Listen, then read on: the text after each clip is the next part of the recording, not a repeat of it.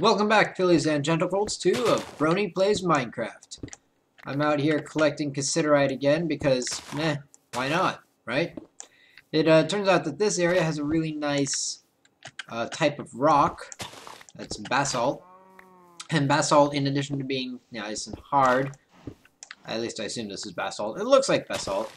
Anyways, in addition to being nice and hard and very nice looking cosmetically, it has a much better chance of having cassiterite in it than whatever rock we're sitting on back at the apartment, house, place, whatever it is. Anyways, so while we go on about collecting more of these valuable minerals and metals and so on, I figured we still have more ponies to discuss. Ponies! Indeed. That's right, me with a funny voice. We discussed the pilot episode and the Pinky episode last time, and now it is time to move on to the next episode of Ponies. That's right, the next episode. So, next we've got the Bab Seed, we have the Magic Duel, and of course, the most recent Sleepless in Ponyville, which is probably my favorite so far, because it was awesome. Bab Seed. Refreshing to see a take like this on a subject like this, I suppose. That's kind of vague. But my point is, it's not just, Pinky, woohoo, or something. It's, bullying. Something that is relevant and important and something that, kids deal with. While I don't necessarily...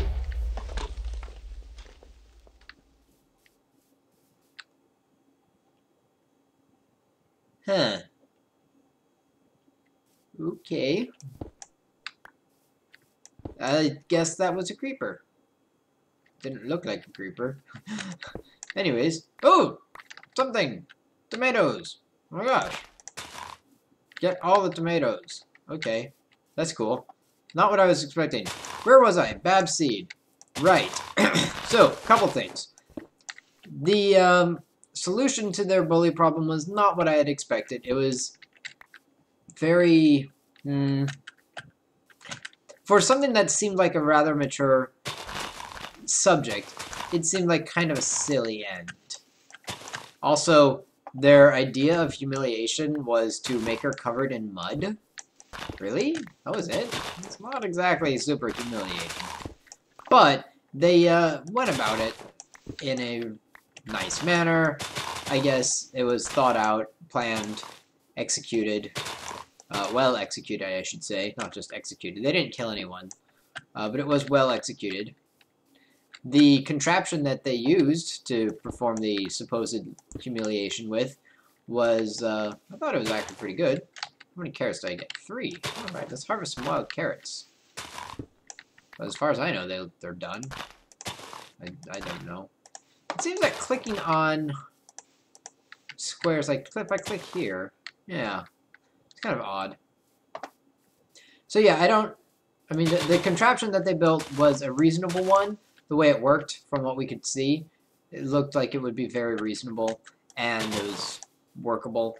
I still don't think that dropping someone in mud like that is the best humiliation strategy. But, whatever. It worked. The point really, I mean, that wasn't the point anyways. The point was that they're dealing with this bully situation, and they're all like, how do we deal with it? We shall make her feel really bad as well, and continue the cycle of, ironicity. Did I pick some? I got a potato. So in other words, they're just, continuing the cycle of being ironic, and as Sweetie Belle said, and I don't know, I liked it. I guess. I'll just say it. I liked it, and as much as I think that they could have had a better ending for it, one that was a little less pony, that's not really, I mean, a little less, little kid. I do like the fact that they took on this issue and thought about it, because it represents the Cutie Mark Crusaders growing up a little bit more. I think the old Cutie Mark Crusaders could never have developed this episode. I think they probably would have gone straight to Applejack without having any of that internal drama and worrying about what Babs thought of them and whether they'd be snitches or not. So that is really interesting to see. And of course, it was further highlighted by Sweetie Belle's use of magic and Scootaloo's hovering. So that was like, oh, look, they're growing up. Aw, the cutie mark crusaders. But they're also caring a little bit more about what people think of them, and they're working a little bit harder to make sure that they are not only thought of well, but perceived well by everyone, and that it not so much being popular, just that they're not, you know, babies or snitches or whatever. I don't know what this is. Rye. I don't know if it's ripe or not. I'm just gonna pick it up. No seeds. It's okay. We need something called a quern for that anyways, and we'll talk about that later once we get back at home to do stuff.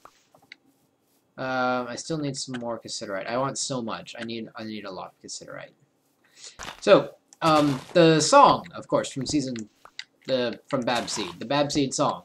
What do I think of that? Well, on the plus side, Michelle Krieber is an amazing singer, as always. And the yeah kind of develops its own little sound beyond just the sound of the vocalist. The song also seems to show off Apple Bloom,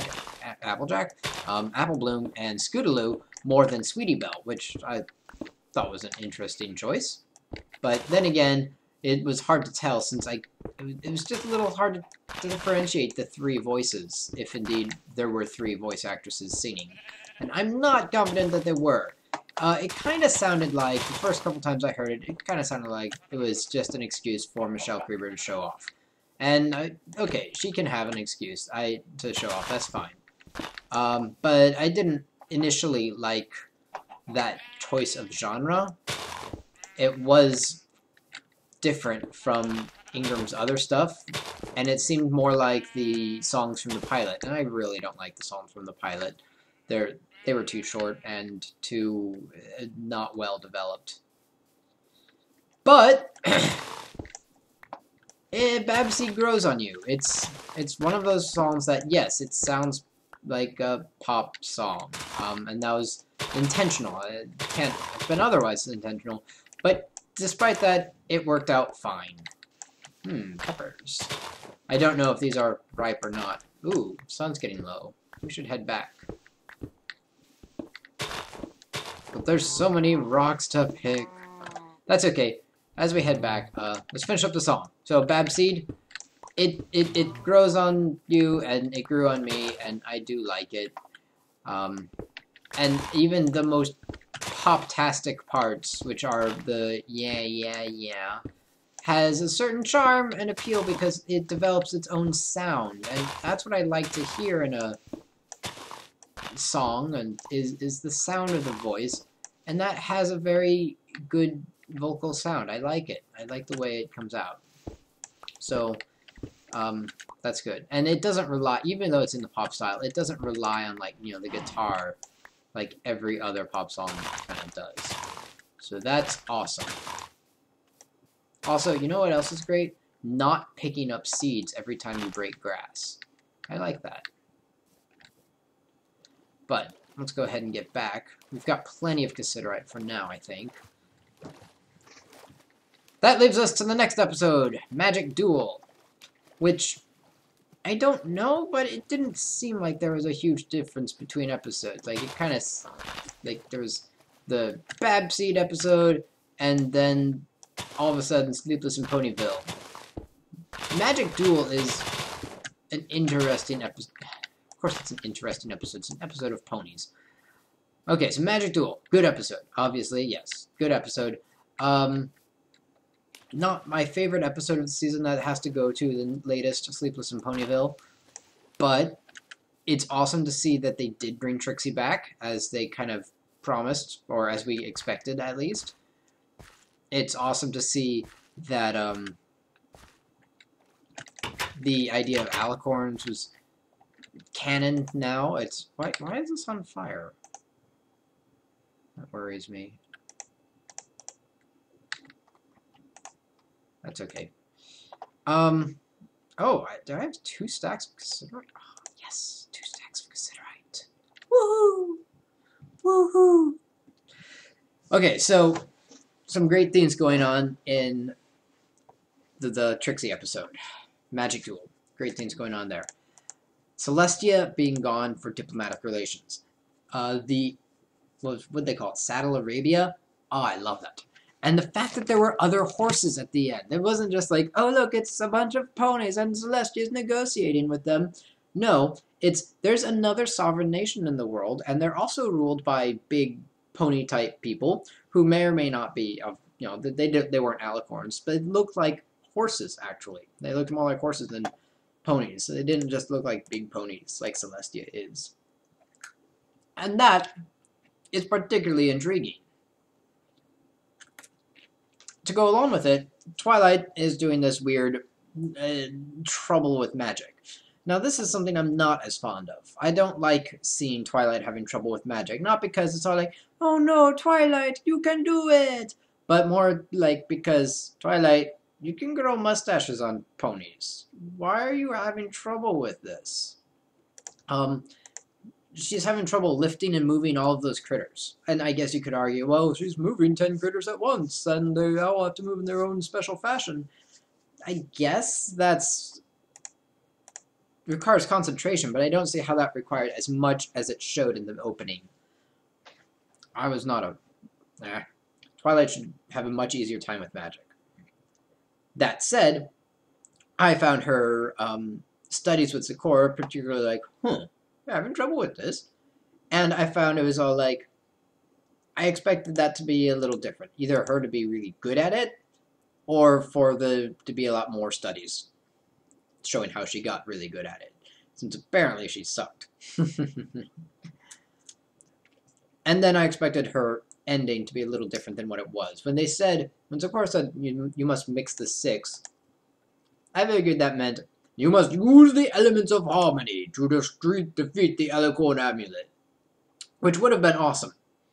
As it was, she just walks back in there and goes like, bazap, bazap, bazap. And it looks like, oh my goodness, Twilight is so amazing. And she fools everyone. But if you're really clever, and this is the part I like, if you're really clever, you might notice, you could see where that came from. How she figured out, how she did it. Because she did all of her transformations with the only 2 ponies to have families. She didn't do any transformations with Fluttershy or anything else. And she did them, like, there was no old rarity.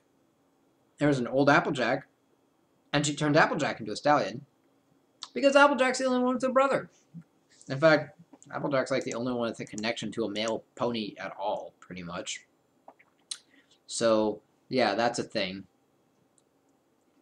And when they revealed it, I was all like, oh my gosh, that is so good. How did they do that? That's a clever, very sneaky Twilight. Because I really thought they were going to bring in the elements of harmony. Which, I have to say, I'm a little surprised they didn't when Trixie first did her thing. But then again, Twilight and the other ponies, well, Twilight especially, has this very heavy sense of honor. Like, she's all, I've made this deal with Trixie, I must honor it now. Even though it is a corrupt and bad deal. And so, yeah, that was a little odd. But it worked out in the end. I think there were some of the smaller things in that episode, like the existence of Saddle Arabia, and the spell that Twilight was doing at the end there, and the fact that Trixie helped her out. I think that was a little bit more important than than the plot as a whole. I liked Trixie's slow corruption, the fact that she didn't like wheels, for example. That was a really nice point to, kind of show the power of the Alicorn Amulet to corrupt its user and stuff. But it wasn't my favorite. My favorite is still Sleepless in Ponyville, which is the last one I've got to talk about today so that we can continue this cassiterite, because this is getting really dull just sitting here watching this. I could actually talk about meals in the meantime, but just to move things around, let's go ahead and put stuff away. Running out of room. That's the theme of the game. You run out of room to store stuff. So many rocks. Apparently we're on andesite. And yeah, that is basalt. And I'm just going to throw a bunch of that. Eh? What the heck? I wonder if that's a bug. Or maybe an Enderman came by. That's weird. Get rid of these rocks. Oh no, I want dolomite.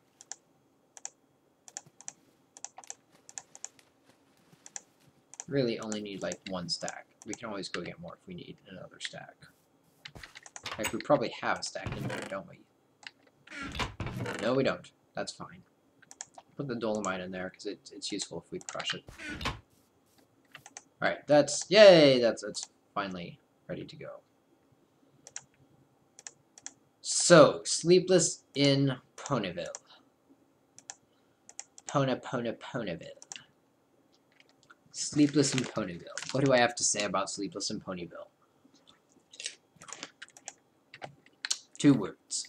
So awesome! Okay, so the initial stuff, not super... That's a spider target? I'm just gonna hide. I don't like to deal with that. The initial stuff was, all like, it's okay, so Scootaloo and Cutie Mark Crusaders are back. Seems like a pretty short time since we saw them, and that's interesting. Okay. They're going camping, that's cool. And Scootaloo's the afraid one. And you kind of wonder at first, is she afraid just because she's legitimately scared or because she doesn't have anyone to turn to? The first thing I thought of, like, is this going to be, like, showing us something about Scootaloo's backstory? Are they going to talk about her family at all? They hinted, they pretty much said that she doesn't have a sister of her own, which is why she needs Rainbow Dash. And it's odd because you might expect that she would have her own, Pegasus family to be all like, oh, here's how you can do stuff. Because it sounds like she doesn't have someone to actually teach her how to fly. And Rainbow Dash's actions at the end kind of confirm that when she's helping Scootaloo fly up the falls and being super adorable. So that was the first thing, and I was like, oh, well, I guess they're not going to talk about the family issue. So they don't talk about that. Instead, we get a dream sequence, which is not immediately obvious that it's a dream sequence, just because the transitions really well. But then once you look outside, it's like, why is it so bright? And you think about it for a moment, and then it's like, okay, it's a dream. Oh yeah, the olden pony, okay. And then there's that shot of Luna as she's running, and seeing that was just amazing, because I like Luna. Luna's like my favorite character. And I was all like, oh, Princess Luna! And at first I thought, and when I watched it on Saturday, I'm like, well, maybe that was just a really short thing, and so I felt really awesome for seeing it. But a lot of the other people in the live stream had also seen it. And when I went back and watched it, it's actually much more in your face than it looked the first time. It lasts for about a second. It actually shows Luna there long enough to see her walking. And even though her eyes are all like slendery or something, no pupils. I hate slender, by the way. Stupid meme. Even though her eyes are all white with no pupils and stuff, you can easily tell that it's Luna and she's there watching and doing stuff.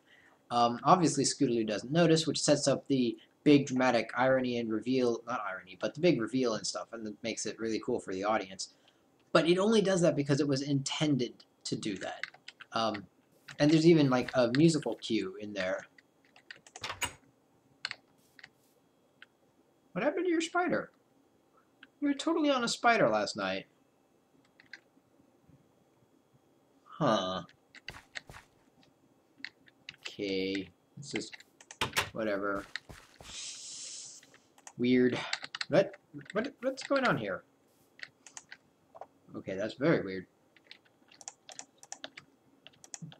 Come this way. We have stuff to discuss, and it's over here. Also, I need a plan.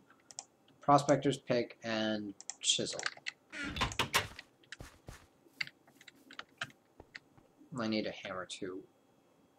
But I also need the bloomery. Damn it, I need like 4 things. Well, we'll see how much we have. I have a setup right over here for this sort of thing. There we go. And we'll put this in here. So yeah, we were obviously meant to see the Luna appearing and being all Luna mysterious and stuff, and being all like, Luna, what is you doing? Ah, see, here's my anvil. There's a thing there. Kind of worried that a creeper might show up, but there.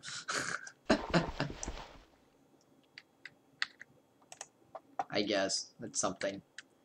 So then the episode continues, and then there's the whole headless pony incident, the headless horse, and the headless horse looks like Luna. And of course when Luna appears, it's obviously Luna. And what's really cool is that this is something that if you think about a nighttime princess, you would ascribe to her. You would say, oh yeah, that's obviously something that Luna would do. Of course she's going to do that. Duh. Why not? This is not even a question.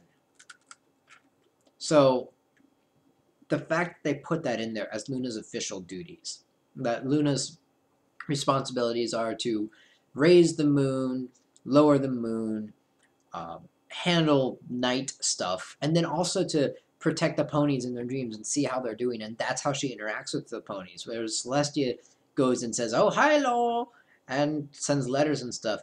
Luna's like, I wonder, and then goes into your dreams and says, hi, Scootaloo, how are you doing? Oh, you're afraid. You must face your fears.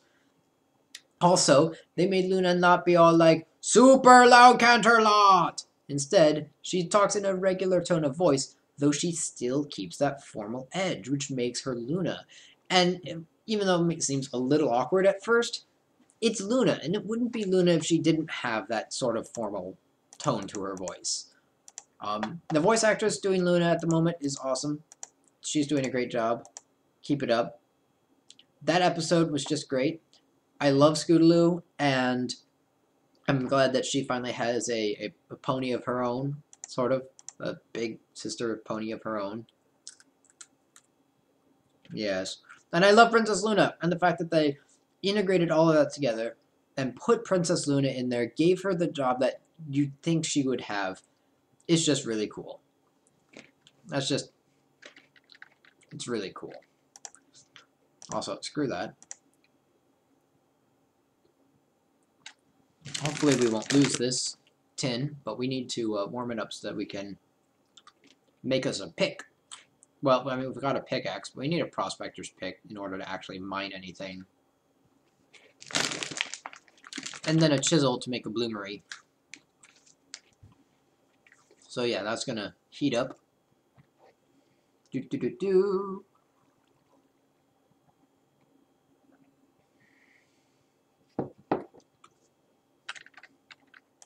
Alright, there we go.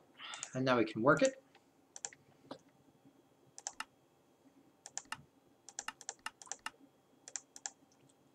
And prospector's pick. Bend, draw, and a punch.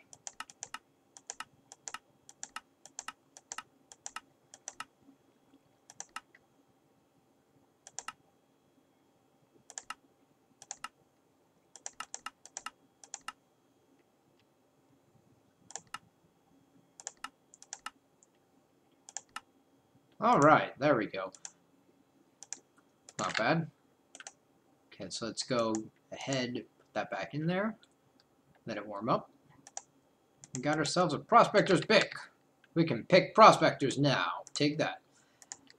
So, I don't know what's coming up this Saturday as far as ponies. I think it's going to be awesome, whatever it is. I think that in the meantime, we're going to get this cassiterite down into this here thing stuff. Flubigdogger, I don't know. We're going to get it down, and then we're going to get another, like, 1.5 things, which means we'll be able to get the chisel quite easily. We may or may not get the hammer. I'm not sure. We'll see. We've got dolomite for flux, so we're good there. And that means we can get more dolomite relatively easily, which is excellent. I will have more pony conversation and discussion when the new episode comes out, or when something happens in ponydom. In the meantime, I think that this is probably a good spot for the video. So if I did have anything to say, I guess, about pony stuff, I would first say, any last words on ponies for now?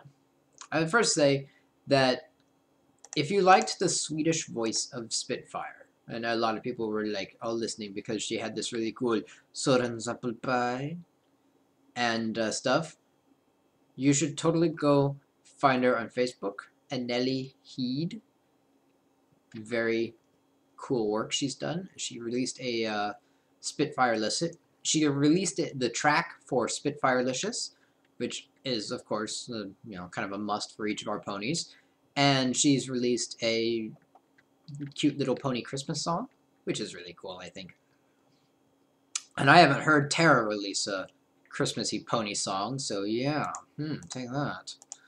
Also, I think it's just cool to be supporting all of these people and whatnot, and I figure that you should go look her up. And then you should be like, ooh, foreign language ponies, woohoo! Because that's always fun too. Next time on TerraFirma Craft, we're going to have a little less boring video. It'll be actually doing stuff, mining and whatnot, instead of just cassiterating and smelting and searching on whatever. I don't know if we'll build at all. I kind of suck at building, so we'll see. Depends if we have a chisel, which I think we will have a chisel. So that's all for now. I don't know exactly when the next TerraFirma video will be up, but the next Alpha Centauri video should be up in a day or two, just because that one's a little bit, I know, it's nice and easy to make these as long as I don't have to edit them at all. And I've been busy at school and stuff, so, but I'm just prolonging this. I will see everyone next time, and in the meantime, folks, keep on trotting.